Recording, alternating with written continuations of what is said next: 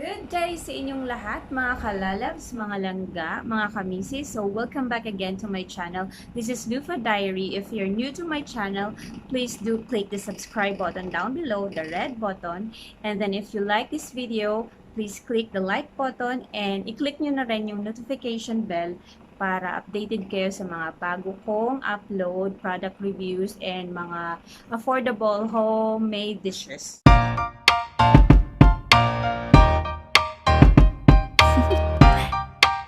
Do you wanna know? Ito na namang product review ang aking gagawin. It's been a while since the last time I reviewed a product. So, this product, kaya matagal ako nag-review kasi I have to use it before sharing it to you or before ako mag-review ng product. So, I use it 30 days now already. So, I started using it last August 8. Actually, ano na nga past June na yung 30 days na yun. So, anyways, this is the product that I'm going to share my experience with you guys para mabigyan kayo ng idea if you're gonna try it or not. So, this is the RyX Clear Balm. So, yan siya guys, oh. Yan. So, nabili ko tong product na to guys sa Lazada, but kasi parang nag-aano ako baka peke or hindi. Actually, marami nang nagkakalat na peke ngayon. So, ang ginagawa ko para iwas peke ay nagsisearch muna ako sa Facebook ng official page nila ng mga distributor. So, pag merong distributor doon na merong account sa Lazada, ay doon ako nag-order. So, ang set na to is actually, for this set na complete na, super affordable po kasi 300 pesos lang siya. So, wala pa yung shipping. So, yun yung SRP niya. And, sa sa packaging pa lang, ang bongga na. So, hindi siya tinipid. Actually, hindi siya tinipid kasi yung box niya, tignan nyo po. Oh. Tapos, yung likod, nakasulat na yung step-by-step and precaution. Ang set na to ay, it consists of 8 steps. Merong toner, sabon, night cream, tsaka day cream or sunblock. So, dito muna tayo sa sabon. Yung sabon actually hindi siya magastos.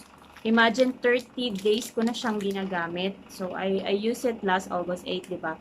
And look, para siyang hindi nabawasan. Actually, 1/3 lang yung nabawas ko dito kasi sa mukha ko lang naman siya ginagamit. So, iba yung ginagamit ko sa katawan ko. Ay 135 grams. So, lahat ng ingredients or lahat ng contents na meron sa soap, sa toner, sa night cream, and sa day cream ay ilalagay ko sa description box para makita nyo if there's a content or ingredients na allergic kayo doon or ayaw nyo i-gamitin. So, ayan guys. Packaging wise, okay siya.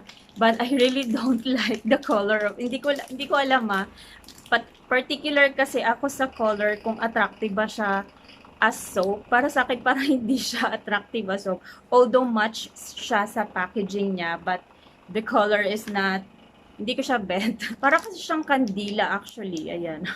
Sorry guys, but I have to speak my mind. Anyways, yung effectiveness naman niya ay dahan-dahan lang kasi medyo matapang siya. Meron siyang kasing kojic acid and meron siyang glycerin. So, yung dalawang ingredients na yan, actually nag-aano yan, isa sa ingredients para mag-exfoliate yung ating skin. So, wag nyo siyang gamitin like direct yung sabon sa face nyo, wag. So, ang gagawin nyo, katulad ng ginagawa ko ay, you have to basain nyo muna yung sabon, make a lather, then yung lather, yun yung isabon nyo sa mukha nyo, wag yung mismong sabon nyo. So, wag yung patagalin sa mukha nyo guys kasi, lalo na pag after a week or medyo nagbalat na kayo or after ng peeling process, tas itagal nyo yung sabon, talagang mahapdi po siya. So, second, I have to review the toner. So, ang toner naman niya ay 60 ml. Light scented lang siya. Mostly, lahat ng toner ng rejuvenating set or any, ang tawag dito, exfoliating set ay medyo may pagkatapang yung amoy. Like, yung cleanser kasi, yung mga cleanser like Eskinol o yung ibang brand ng cleanser ay medyo lighter siya compared to toner sa mga rejuvenating set. So, ganun siya. And eto, so far actually tatlo na ata yung na-try ko na rejuvenating set. Ito yung pinaka light sa lahat ng na-try ko. So, etong RYX na to ay maganda, lalo-lalo na sa mga kakasimula pa lang maggamit ng mga rejuvenating set. So, sa paggamit ng toner guys, konti lang po yung ilagay nyo. Huwag yung talagang sobrang dami kagaya ng paggamit nyo ng mga cleanser, yung mga daily cleanser nyo. Huwag ganon. So, konti lang talaga. Ang nakalagay dito po ay apply a dime-sized amount on a cotton round and gently wipe over your face, avoiding the eye and lip area. So, lalong-lalo na dito, tsaka dito, wag sa eye talaga. So, i-avoid nyo yan. Yung mga sensitive parts ng face nyo, i-avoid nyo. And, pag nag-apply kayo, wag yung diin, guys, para lalo na kung naka 1 week na kayo, as I've said, manipis na yung face nyo, nakapagdaan na ng peeling process. So, pag ginamitan nyo ng toner, i-ano ko lang kayo kasi lalo na sa mga first timer ha, medyo may hapdi talaga pag nag-peeling na and tuloy yung paggamit nyo. So, ang ginawa ko kasi, pag naka 1 week na ako, at or 1 or 10 days na ako, ang ginagawa ko, alternate na akong gumagamit niyan. Except yung sabon. Tsaka minsan toner pag merong pimples na tumubo. But pag feel ko na hapdi na, so nagpapahinga muna ako o pinapahinga ko yung skin ko for a day or 2, tapos continuous naman. But please don't, kung mag-stop man kayo, don't stop using sunblock kasi nasa process kayo ng peeling eh. Prone siya sa anong tawag dito, yung pekas pag ganun. And the next one is yung ating day cream. Yung ating day cream ay nakalagay sa tab na yan. Ayan. So, ang cute ng packaging niya. And meron din siyang sealed na silver. Ayan. So, hanapin nyo yan. May hologram siya ng pangalan ng RYX. So, kailangan meron siya para iwas peke. And then, meron siyang ang ingredients niya ay nakalagay sa likod. 30 ang SPF niya, 10 grams siya. But, sadly, hindi ko talaga nahiyangan yung kanilang sunblock kasi nag-observe kasi ako while using it. So, ang sabon, ang toner ay okay. But the sunblock, every time nung sunod-sunod na nag-sunblock ako, kinabukasan, meron talagang, alam mo yung maliliit na butlik. It's not actually pimples, pero maliliit na butlik na parang ang sarap niya tanggalin. Tapos pag tinanggal mo na siya, para siyang whiteheads. So, tinigil ko yung sunblock. Actually, 3 days ko lang siyang ginamit. Parang puno pa siya. So, ginamit ko yung sunblock ko na nakahinayang ko. Hindi siya sunblock, it's a gel na may SPF 30 kasi nasa bahay lang naman ako. So, the next one sa set ay yung 10 grams pa rin yung night cream niya. Yun. Yung night cream or exfoliating cream ay same lang ng lagayan ng day cream. May ingredients na rin siya. Ang ingredients niya ay nasa likod. So, etong ay actually para siyang gel. I'll just put a picture dito sa gilid kung ano itsura niya. Paglagay nyo, konti lang yung dapat yung ilagay nyo and dapat manipis lang. So, iwasan pati yung banda sa mata and just like the toner, iwasan ang banda sa mata and banda dito sa lips kasi nga manipis yan. So, pag naglagay kayo nito sa gabi lang, so after soap, toner, tapos yung night cream, and ang masasabi ko, pag yung combination ng sabon, toner, and night cream ay talagang bongga nakatuyo ng pimple. So, ayan po, as you can see, ayan, ipapakita ko sa inyo yung picture before ako gumamit nun. or neto, itong product na to, ayan. So, nakikita nyo, sobrang laki ng mga pimples ko. Yan yung pimples ko before ako nagkaroon. Tapos, naabutan naman ako kasi 1 month, mahigit 1 month na. So, nagkaroon na naman ako ng mga pimples, but hindi talaga siya lumaki kasi nga, tuloy-tuloy ang paggamit ko. So, ang ginagawa ko, nag-alternate ako. Pag medyo mahapde, tigil muna. Pero ang tuloy-tuloy ay ang sabon at saka minsan, hindi na nga ako nagtutoner pag medyo mahapdi na eh. So, ayan, hindi ako, kakahilamos ko lang, and I let you show, I let you see, ayan, yan yun na yung mga marka nung aking pimples, so 1 month nito, ito yung 1 month ko na after use ng product na to. So, ayan guys, if I rate this product from 1 to 10, 10 would be the highest and 1 would be the lowest. So, I would rate this product 8 kasi may ano naman siya, may result naman siya.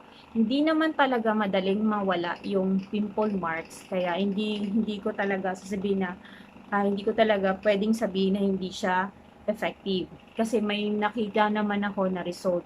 Medyo hindi naman totally kuminis, but at least napigilan niya na dumami yung pimples ko and medyo nawalang na ang konti yung pimples ko. Hindi na tulad nung before ako gumamit nito. So guys, ayan yung aking review. This product is still recommended and for me, it's highly recommended even sa mga first time gumamit ng rejuvenating set. So, highly recommended ko tong product na to kasi hindi din ako nagpula as in tawag dito, hindi ako nagpula merong nung first week medyo may konting peeling pero hindi yung peeling na talagang nakikita mong malalaki talagang flakes like para na siyang dandruff, hindi siya ganon na peeling. So actually pag naghilamos ka, yung peeling na yon ay talagang nadadala pag naghihilamos ka ng sabon. So pag nag-use din kayo ng product, iwasan nyo muna ng rejuvenating set. Tip ko lang to ha, iwasan yung gumamit muna ng mga powder. Kasi kung magpipiling kayo, para siyang nakakadagdag lalo ng pimples yung mga powder, yung mga foundation. So, stick muna kayo sa favorite nyo na sunblock or yung mga BB cream, yung mga light lang. So, ayan guys. So, overall guys, if I rate this product from 1 to 10, so, i-rate ko to as 8. So, packaging wise, maganda. Tapos, product ng Philippines to. Tapos, nag-effort sila sa paglagay ng, alam mo yung complete, yung detalyado yung paggawa nila ng packaging, paglagay nila ng mga profusionary, tapos yung ingredients, tapos yung yung result niya, nakikita mo talaga. Yun guys. So, ayan, thank you guys, and I hope you enjoy watching this video. I hope na meron kayong nakuha na information whether to use the product or not. Meron akong i-share at gusto kong mag-share sa inyo guys, lalong-lalo na sa mga follower ko, may follower. Salamat sa inyo sa lahat ng nagsusubaybay at naniniwala sa akin. Thank you so much. So, dahil bongga ang taon na to at na-monetize na ako, gusto kong mag-share ng kahit konti. So, meron akong extra one dito. So, mag-comment kayo kung bakit gusto nyo i-try ang product na to. So, sa comment nyo, kailangan pagandahan kung bakit gusto nyo tong makuha or gusto nyo i-try. So, ilalagay ko yung aking Facebook account dyan. Tapos, after nyo mag-comment dyan dito sa video na to, so, isi-share ko din ang video ko sa Facebook account ko. Tapos, kung ano yung comment nyo dito sa video na to, i-comment nyo din sa Facebook account ko. And mamimili ako ng winner. So, kung sinong winner, free of shipping na. Basta within the Philippines lang. So, iko-contact ko kayo. Sana kung sino mang mananalo ay hiyang at magugustuhan ang product na to. See you around and thank you very much for keeping up with me guys. So, Sa mga hindi ko pa kilala, please do click the subscribe button, like it if you like this video, and share it if you find it helpful. So comment down below any suggestion or any product na gusto nyong i-review ko.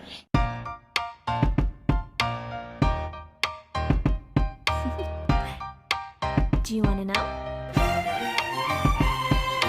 Well, I've been thinking about you, and I think I have to listen. Because... And that's it all for today, guys. So thank you for watching. See you again on my next vlog. Remember this, beauty begins the moment you decide to be yourself. Come, won't you come along? Be yourself, guys. And if